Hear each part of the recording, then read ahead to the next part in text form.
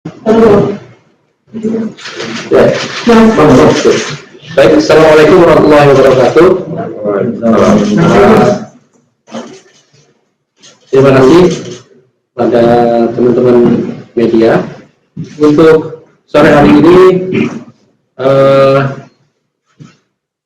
Pimpinan KPK ada Pak Alexander Marwata, kemudian ada Pak Deputi Penindakan Haryoso akan menyampaikan beberapa hal terkait dengan perkembangan mengenai pengembangan perkara dugaan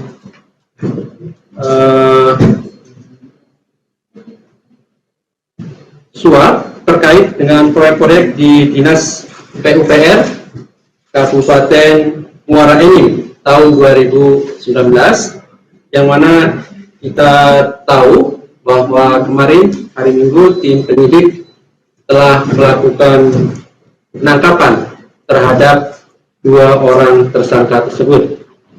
Untuk selengkapnya kami persilahkan kepada pimpinan, ini Pak KM yang akan menyampaikan poin-poin sore hari ini. Silakan Pak.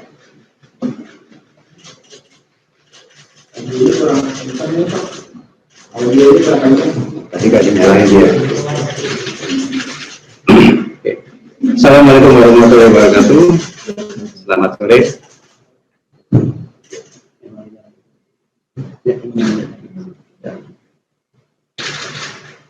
Hari ini kami akan menyampaikan informasi terkait dengan pengembangan perkara dugaan suap terkait proyek-proyek di Dinas PUPR Kabupaten Muara Enim tahun 2019. Perkara ini berawal dari kegiatan tangkap tangan pada tanggal 3 September 2018. Dalam kegiatan tangkap tangan saat itu, KPK mengamankan uang sejumlah 35.000 dolar Amerika dan menetapkan 3 orang sebagai tersangka, yaitu AYN, Bupati Kabupaten Muara Enim tahun 2018-2019, EM, Kepala Bidang Pembangunan Jalan dan PPK di Dinas PUPR Kabupaten Muara Enim, dan ROF selaku pihak swasta. Saat ini persidangan AYN dan EM masih berlangsung, sedangkan ROF telah menjadi terpidana dan diputus oleh Majelis Hakim Pengadilan Negeri Tipikor Palembang dengan pidana penjara selama 3 tahun dan denda sebesar 250 juta rupiah, subsidiar 6 bulan kurungan. Setelah menemukan bukti permulaan yang cukup, dilanjutkan dengan gelar perkara, KPK menyimpulkan adanya dugaan tindak pidana korupsi menerima hadiah atau janji terkait dengan proyek-proyek di Dinas PUPR Kabupaten Muara Enim tahun anggaran 2019. Bersamaan dengan dilakukannya penyidikan sejak tanggal 3 Maret 2020, KPK selanjutnya menetapkan 2 orang tersangka, yaitu AHB selaku Ketua DPRD Kabupaten Muara Enim dan RS PLT Kepala Dinas PUPR Kabupaten Muara Enim.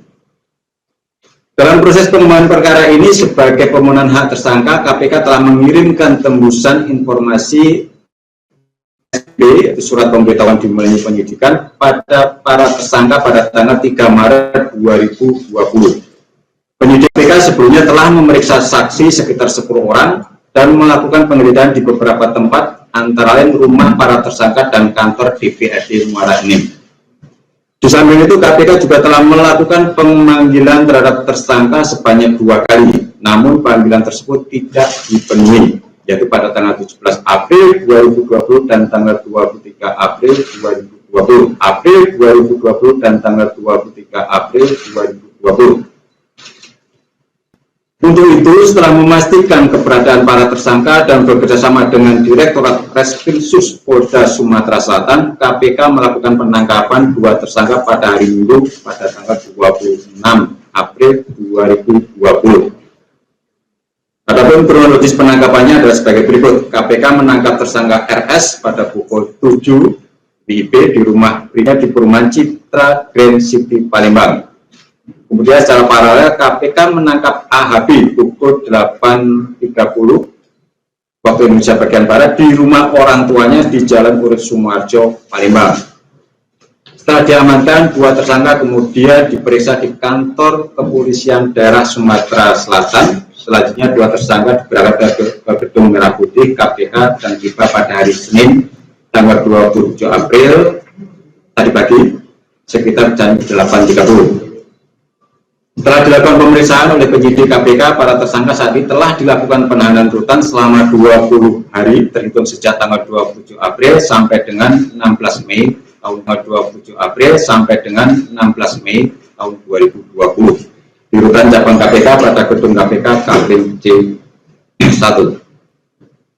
Adapun konstruksi perkara diduga terjadi pada awal tahun 2019, Dinas PUPR Kabupaten Muara Enim melaksanakan pengadaan pekerjaan fisik berupa pembangunan jalan untuk tahun anggaran 2019.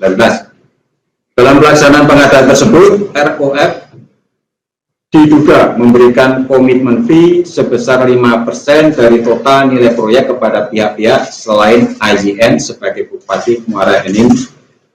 ROF diduga melakukan pemberian sebesar 3.031 juta rupiah dalam kurun waktu bulan Mei sampai dengan Agustus 2019 kepada AHB, yaitu Ketua DPRD Kabupaten Muara Enim di rumah AHB. Pemberian ini diduga berhubungan dengan komitmen fee perolehan ROF atas 16 paket pekerjaan di Kabupaten Muara Enim. Selain AHB, ROF diduga melakukan pemberian sebesar 1.115 juta rupiah kepada RS selaku PLT Kepala Dinas PUPR Kabupaten Muara Enim. Selain itu, ROF juga diduga memberikan 1 unit tabel genggam merek Samsung Note 10 yang diberikan dalam kurun waktu Desember 2018 sampai September 2019 yang bertempat di Citra Green City Cluster Somerset dan di rumah RS. Pemberian ini diduga terkait dengan komitmen fee perolehan ROF. Pemberian ini diduga terkait dengan komitmen fee perolehan ROF atas 16 paket pekerjaan di Kabupaten Muara Enim. Para tersangka tersebut disangkakan pasal 12 huruf A Undang-Undang Nomor 31 Tahun 1999 tentang pemberantasan tindak pidana korupsi sebagaimana telah diubah dengan Undang-Undang Nomor 20 Tahun 2001 tentang perubahan atas Undang-Undang Nomor 31 Tahun 1999 tentang pemberantasan tindak pidana korupsi junto pasal 55 ayat 1 ke 1 KUHP junto pasal 64 ayat 1 KUHP atau pasal 11 Undang-Undang Nomor 31 Tahun 1999 tentang pemberantasan tindak pidana korupsi sebagaimana telah diubah dengan Undang-Undang Nomor 20 Tahun 2001 tentang perubahan atas Undang-Undang Nomor 31 Tahun 1999 tentang pemberantasan tindak pidana korupsi junto pasal 55 ayat 1 ke 1 KUHP junto pasal 64 ayat 1 KUHP. Komisi Pemberantasan Korupsi tetap dan akan terus berkomitmen melakukan penindakan melalui pengembangan kasus ataupun upaya lainnya yang sesuai dengan undang-undang. KPK tidak pernah bosan terus mengingatkan kepada seluruh penyelenggara negara untuk melakukan tugas sesuai dengan aturan yang berlaku dan tidak merugikan rakyat, karena sesungguhnya penyelenggara negara digaji menggunakan uang rakyat dan sesudah seharusnya bekerja untuk sebesar-besarnya kepentingan rakyat, bukan untuk melayani kepentingan pribadi atau kelompok tertentu. Jadi teman-teman, meskipun dalam kondisi negara, masyarakat yang sedang dilanda wabah penyakit COVID, KPK menekankan sekali lagi akan terus bekerja terhadap para pihak yang dalam status buron, ya. KPK bekerjasama dengan pihak kepolisian untuk terus mencari yang bersangkutan. Kami mengimbau agar para pihak yang sudah dinyatakan sebagai tersangka dan saat ini dalam status daftar pencarian orang DPO untuk segera menyerahkan diri. Demikian saya sampaikan, terima kasih. Baik, terima kasih Pak AM yang telah menyampaikan beberapa poin. Kami beri kesempatan kepada teman-teman ya, melalui media ini untuk bertanya lebih lanjut. Kami beri kesempatan 3 penanya untuk pertanyaan nanti bisa disampaikan, nanti akan dijawab oleh pimpinan. Dipersilakan. Silakan,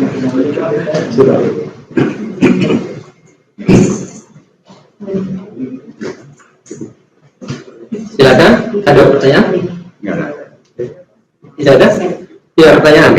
Baik, kalau tidak ada pertanyaan, kami kira cukup untuk cukup jelas untuk sore hari ini.